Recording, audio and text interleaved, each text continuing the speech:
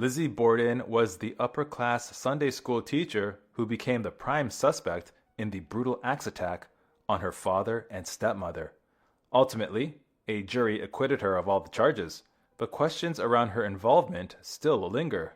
Money, madness, and manipulation swirl around this macabre mystery.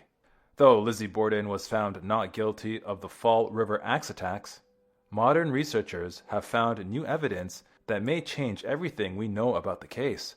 Stick around for more on that later.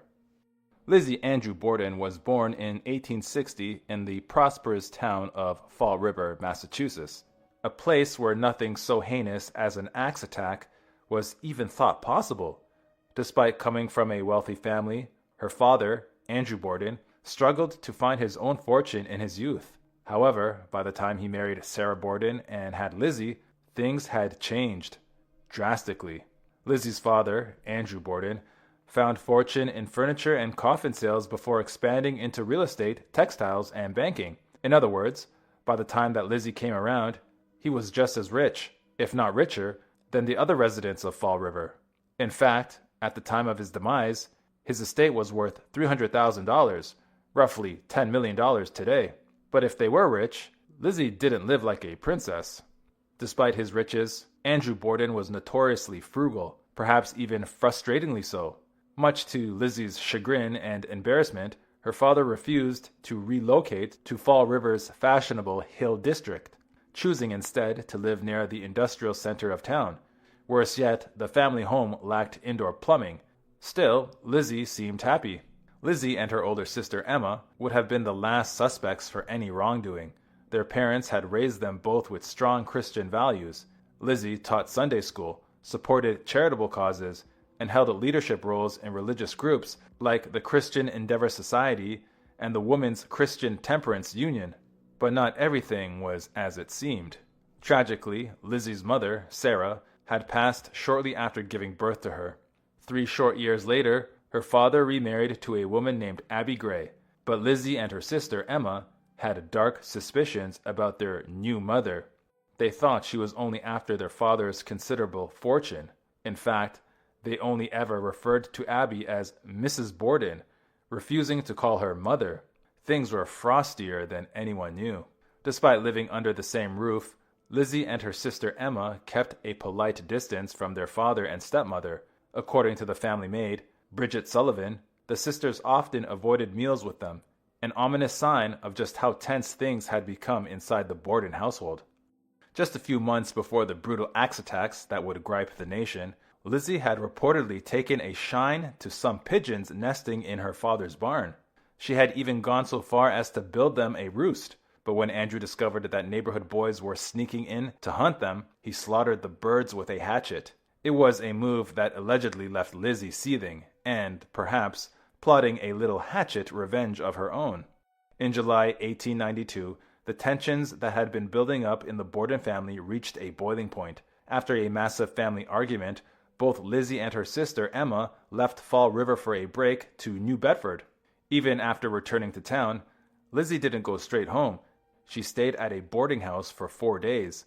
Only one thing seemed to bring her back home: money. Just as Lizzie and Emma had suspected, their stepmother Abby seemed to only be after their father's money, and he seemed only too happy to give it to her. Andrew had been gifting real estate to Abby and her relatives. Furious, their sisters demanded their share and eventually received a rental property. But the damage had already been done. On the eve of the bloodbath, Lizzie's maternal uncle, John Morse, dropped in for a visit and stayed the night. According to reports, he and Andrew were discussing business matters, which only fueled speculation that the conversation, likely about inheritance, may have been the final straw that made Lizzie snap. But there was evidence that she had already laid a terrible plan in motion. In the days leading up to the terrible axe attack, everyone in the Borden household felt mysteriously ill. Some blamed spoiled mutton left simmering on the stove, while others, especially Abby, feared a more sinister cause: deliberate poisoning. After all, Andrew Borden didn't have many friends in Fall River. Later on, this mysterious illness would have people looking curiously at Lizzie. The morning of August 4th, 1892, had begun like any other. After a heavy breakfast with the entire family, Lizzie's father Andrew and maternal uncle John Morse sat down for a long chat, presumably to conclude their business.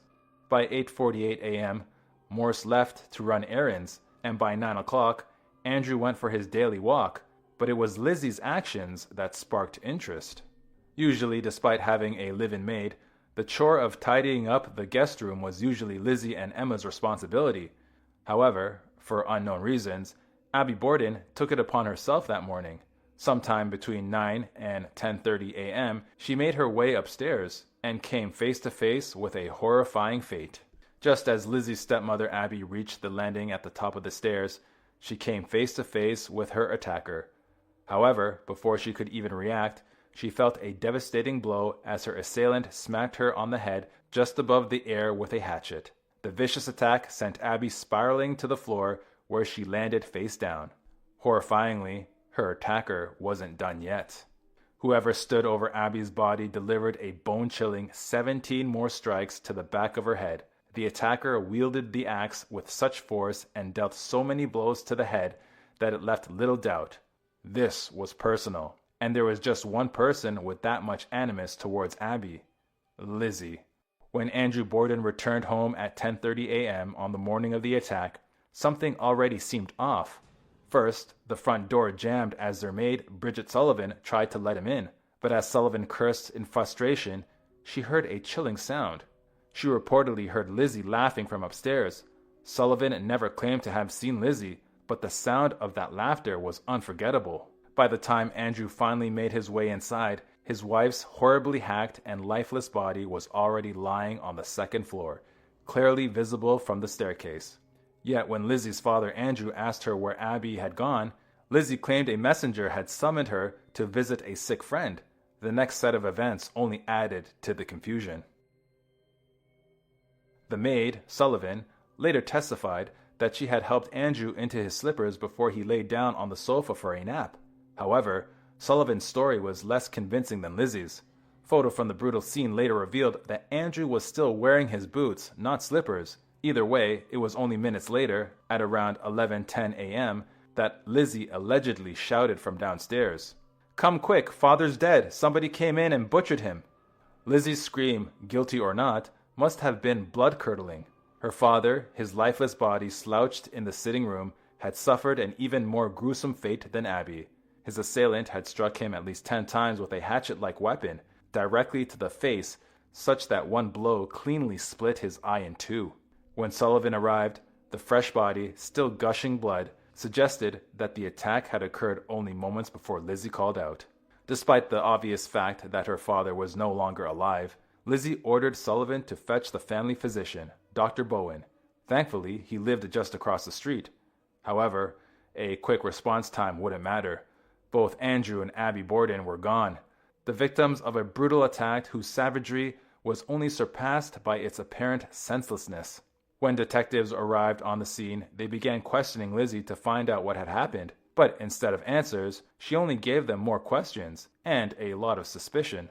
Lizzie's answers were oddly inconsistent. At one point, she claimed she had heard a moan or scraping sound before entering the house. Just 2 hours later, however, she said she'd heard nothing at all. That wasn't the thing that seemed off. It didn't take long for the detectives interviewing Lizzie Borden to notice her unsettling composure and apparent attitude. Despite the fact that her father and stepmother had just been hacked beyond recognition, Lizzie didn't shed a tear. Some officers thought she seemed suspiciously calm and poised, given the circumstances. They should have listened to their instincts. Despite her erratic statements and odd behavior, the officers didn't seem to suspect Lizzie at first. In fact, they were so confident in her innocence that they never searched her for blood.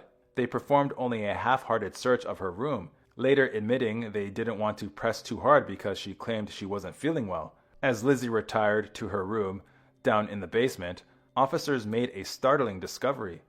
There, they found 2 axes, 2 hatchets, and one particularly damning hatchet head with a broken handle. Unlike the others, the hatchet head appeared to have been dusted with ash, possibly to make it look like no one had used it in a long time.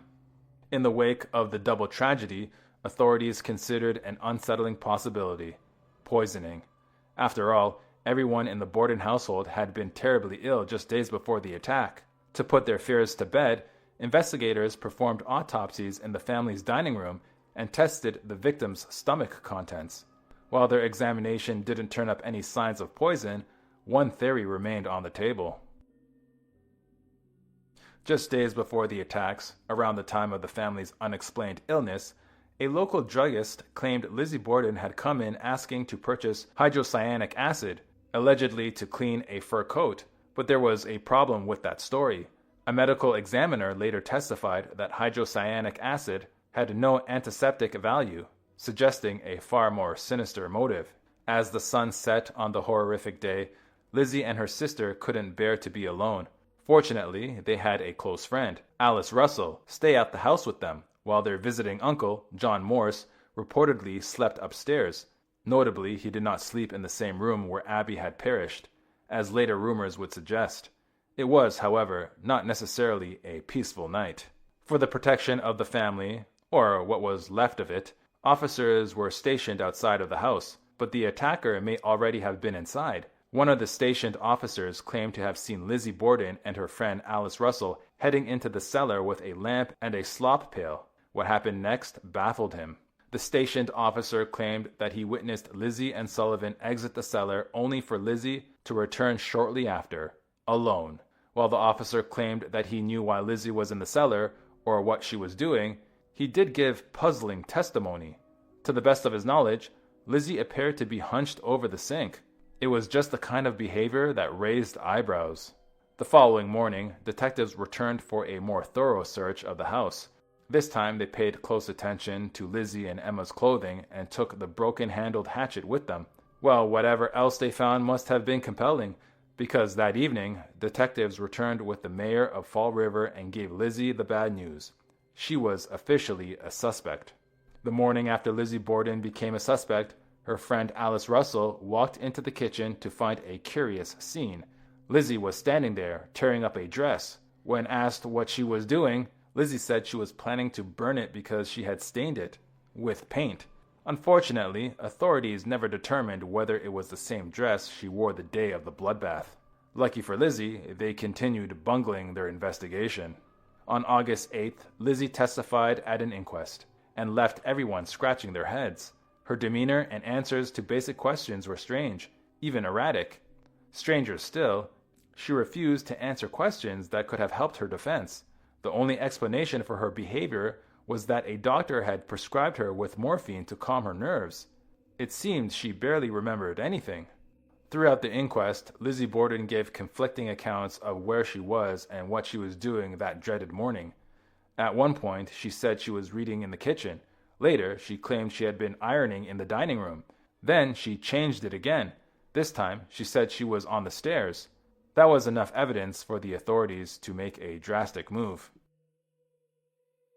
The inquest took a turn when the district attorney began hammering Lizzie Borden with aggressive, confrontational questions. It was a risky tactic that paid off. Just 3 days later, on August 11th, authorities placed Lizzie under arrest and threw her behind bars. This seemingly faithful heiress would spend the next 9 months in a cold, cramped cell. A large part of the case against Lizzie was her testimony, but thanks to her morphine prescription, the judge ruled it inadmissible in court. Still, that didn't stop the public from drawing their own conclusions.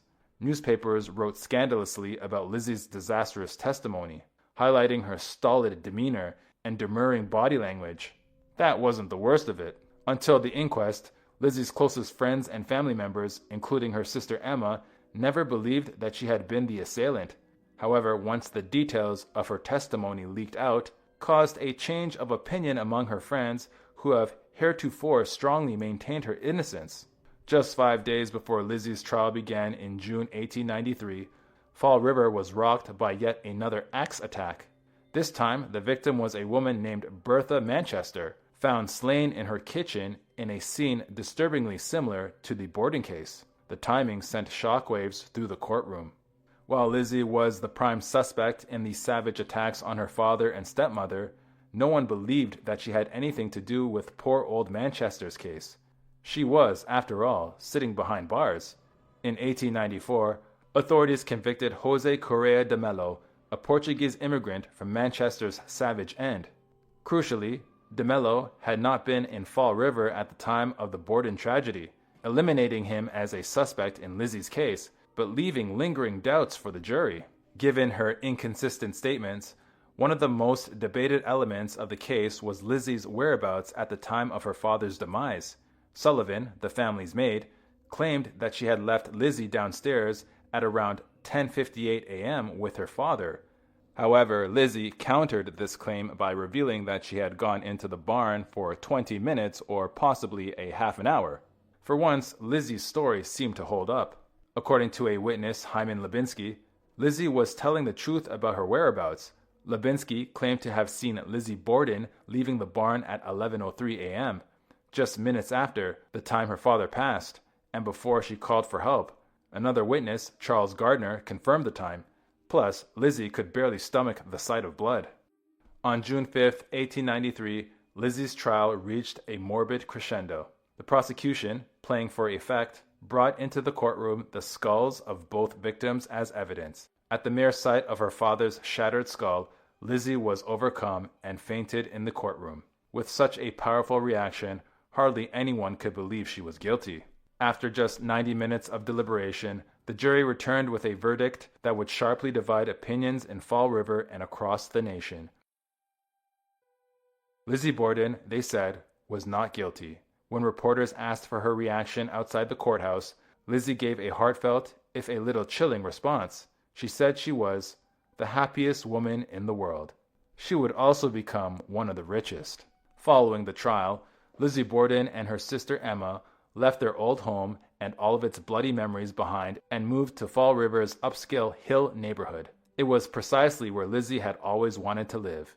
Their new residence, which Lizzie dubbed Maplecroft, had all the modern luxuries, including a staff of maids and a coachman, and indoor plumbing. She was practically a new woman. Perhaps in an effort to move on, or to leave the scandal and the stain on her reputation behind her, Lizzie adopted a new name. She dropped the diminutive Lizzie and instead went by the more adult-sounding Lisbeth A. Borden. Though a jury found Lizzie not guilty of the heinous axe attacks, Fall River society never forgave her. But she didn't exactly help herself either. In 1897, Lizzie once again made headlines when she was accused of shoplifting in Providence, Rhode Island. After that, she became a true pariah, snubbed, whispered about, and shunned by her former social circles. At least she still had her sister. Or did she? In 1905, Lizzie Borden hosted a party for the actress Nance O'Neill, but there was little festivity in the gathering. For unknown reasons, the event caused a major rift with her sister Emma. Whatever the dispute, shortly after, Emma moved out of Maplecroft and never spoke to Lizzie again. Her final years would be lonely ones, with nothing but her family's money to keep her company. Following gallbladder surgery, Lizzie's health deteriorated rapidly, but at least she stayed out of trouble. Lizzie Borden drew her last breath on June 1st, 1927, succumbing to pneumonia in her beloved Maplecroft estate. Given her status as a pariah, her funeral was a quiet affair that few attended. 9 days later, her estranged sister passed away from kidney disease. So, where did all the money go? At the time of her passing, Lizzie's estate was valued at over $250,000, more than $6 million today. Her assets included multiple real estate holdings, an enviable jewelry collection, and a few other investments. But of all her bequeathments to various relatives and charities, the most puzzling was a trust fund for the perpetual care of her father's grave.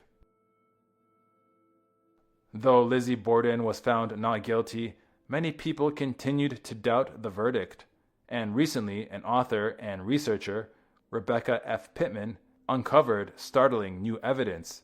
Though Pittman claims to have identified 2 mystery men who were spotted near the Borden home at the time of the grisly attacks, she actually fully believes that Lizzie was responsible, and that she exhibited signs of sociopathy.